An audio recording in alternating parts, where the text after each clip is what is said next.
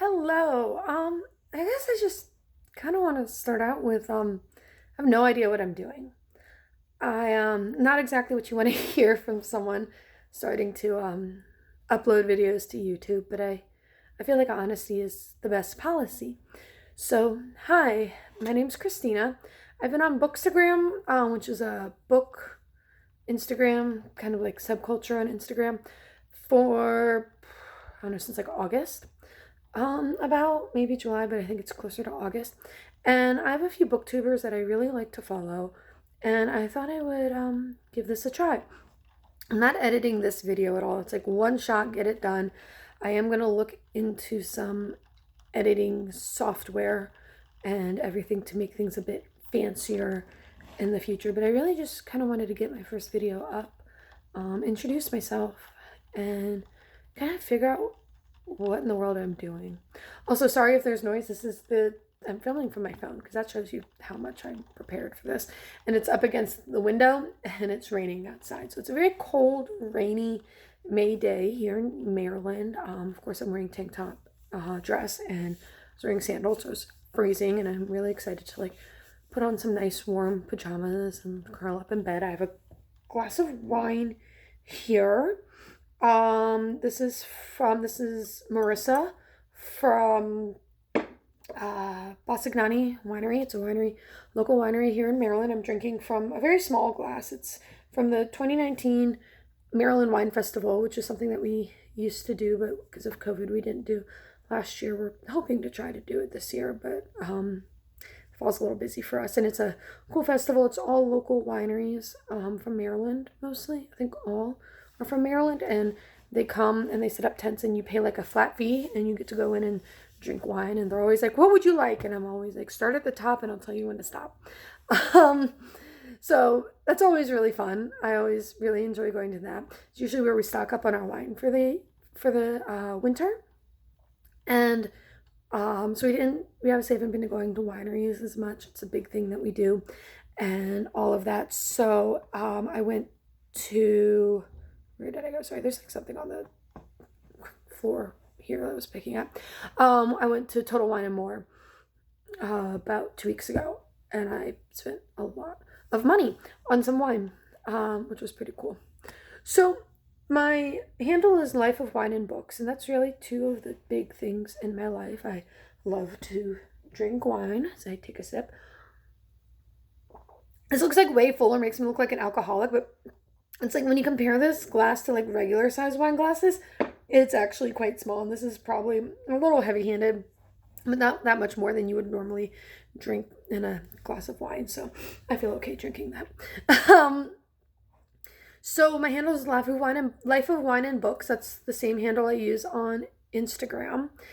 And those are two really important things in my life. I love to drink wine, I love to go to wineries, I love local wineries, and I love to read books. But I don't know if that's really all I want to do on this YouTube channel. I'm not sure what I want to do. I was brainstorming some ideas today. I'm a teacher. My students were working independently. Not a lot of them needed my help, so I had time to kind of like brainstorm some ideas. And I'm not entirely sure. I have some ideas that aren't book and wine themed. And I think I'm okay with that. I think I'm okay with just kind of like rolling with the punches. I might make one video, I might make 100 videos, I might make 20 videos. I don't know what I'm doing. But I've been thinking about doing this for a while, and I decided to just give it a shot. If you have ideas for what you would like to see me talk about or do on in my videos, please comment down below. That would be great. Make sure you subscribe. That would be great as well.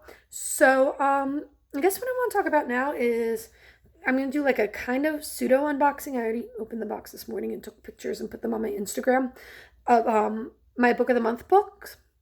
And I also wanted to talk about the two books that I'm currently reading right now. And then I think that might be it for today's video. I'm not entirely sure. So I am reading two books right now. One is a reread I started last night, and one is a first-time book wrapping up a trilogy that I've been a fan of for about a year and a half now. And I'll probably finish that one tomorrow. The reread, my goal is to finish it next week. It's kind of like I'm ambling along, reading it a little bit here, a little bit there, as I read other books as well. So the first book is the one that I am a new read for me, and I put the dust jacket on just for this because I take them off when I read. And it is Sunflower Sisters by Martha Hall Kelly. And this is the last book in the Lilac Girls series. And it follows a real family.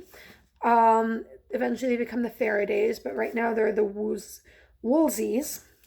And they're a real family. And in the first book, Lilac Girls, you follow Caroline Faraday and Herta Oberhauser, who are two real people. And Caroline, Herta Oberhauser was a doctor, a Nazi doctor at Ravensbrück concentration camp, which was a concentration camp almost exclusively for women, known for doing horrible medical experiments on these women. And Caroline Faraday found out about this, and she started to kind of raise attention to it. And they had in Lilac Girls a fictional character that was like a composite of a few different real women, and it was focusing on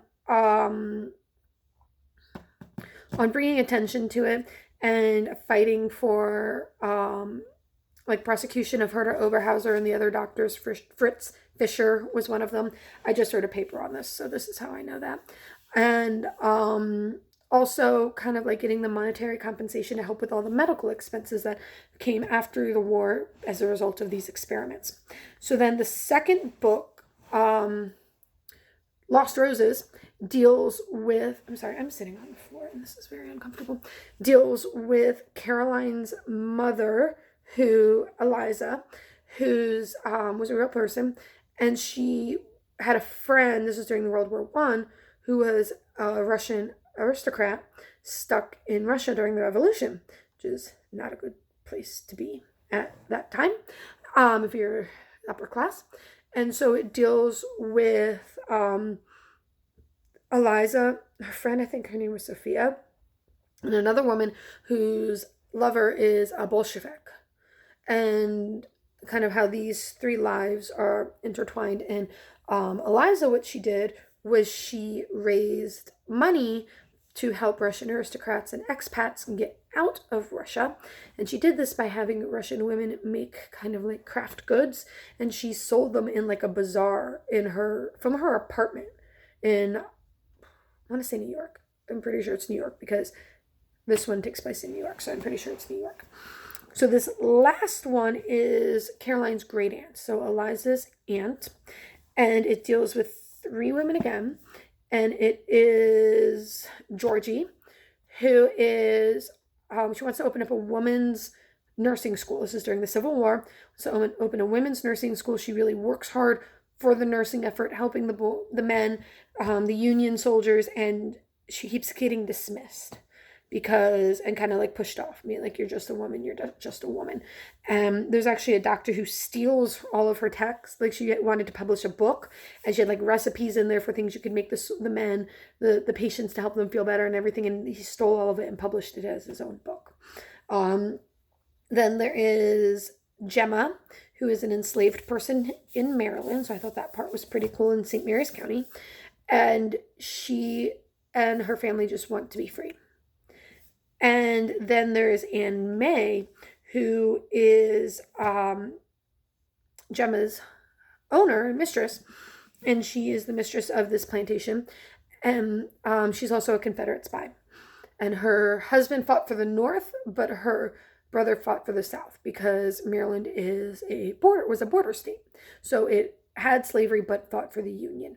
And I'm teaching about the Civil War right now, so I could go on and on and on about it. And as always, all three lives end up intersecting multiple times. And what I love about this series, and I'll talk about it more like in a wrap-up video or something for this, is that you have this bad guy. You always have the like bad guy character.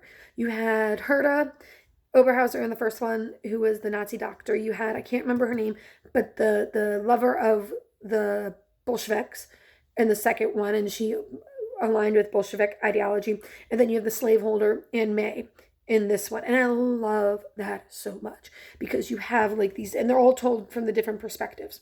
So you have these really dark perspectives, and just reading how Anne May is like, they're not as smart as us, they're not as good as us, and everything is just mind-blowing and so good. It took like 100 pages for me to get into it, but once I got into it, I kind of blasted through. My goal is to be finished tomorrow. It's about 500 pages, and I'm on page 380, so I have about 120 pages left, and I know I can definitely get that done by tomorrow, I hope. The other book I am currently reading is a reread. It is Acre by Philippa Gregory. I read this book, I don't even know how many, like 10 years ago, and I'm just going to say right now, it is so messed up. So Philippa Gregory is known for like The Other Boleyn Girl. She has some series on Stars, The White Queen, The White Princess, stuff like that. So this is like an original, those are all based on like Tudor kings and queens, on women at the court. This is an original trilogy, and it's about this girl named Beatrice Lacey and her family. It's in the 1700s in, I almost said New York, it's in England, in the countryside of England, and I think like Chichester, that sounds about right. And they own Acre, which is their like estate. And Beatrice is just so in love with her estate. She loves it so much. And she becomes obsessed with, but she can't inherit it because it goes to the oldest son, who's her older brother, Harry. And so Beatrice kind of becomes obsessed with Acre, and she goes to horrifying, disturbing lengths to assure that she gets Acre for herself, and that she can control Acre. And then the second and third book kind of follow up with the aftermath of this book. So next I want to do, it's not really an unboxing because I already unboxed it. I posted it on my Bookstagram, but I got my book of the month, and then I got my, I did an add-on. It's a book that I've had my eyes on for a while, and I'm super excited to get it. I also got this adorable bookmark that says I'm a freak between the sheets, and I love it. I love these bookmarks. I love this one especially because like the like double entendre and everything is hilarious, and I love it. I can't bring it to school obviously, but I will definitely be using it. So first I have my book of the month. I went with Imposter Syndrome by Kathy Wang. And this is about, and I'll read this month. I've been really good this year about reading my book of the month books the month that they come out. And it's about a woman, Julia, who is living in Moscow, and she's recruited by Russia's largest intelligence agency. And then she goes work in Silicon Valley, and she starts like selling secrets to Russia. And then you have Alice Liu, who is a first-generation Chinese American who works at that company as well, and I think she does like IT or something, and discovers that this other person, Julia, is selling Russian secrets. And so I just thought it sounded so cool, so interesting, super relevant, which is not a phrase I like to use, and I'm so excited to check it out. I also got added on Fountains of Silence by Rita Sepetys, and this is a book that takes place, it seems quite long, about 500 pages. It's about it's set in Spain in the 1950s, so the Spanish Civil War, which I have to admit, like I'm getting a master's in history. I studied history all through college. I have a bachelor's in it. I took AP Euro in high school. I don't know a lot about the Spanish Civil War.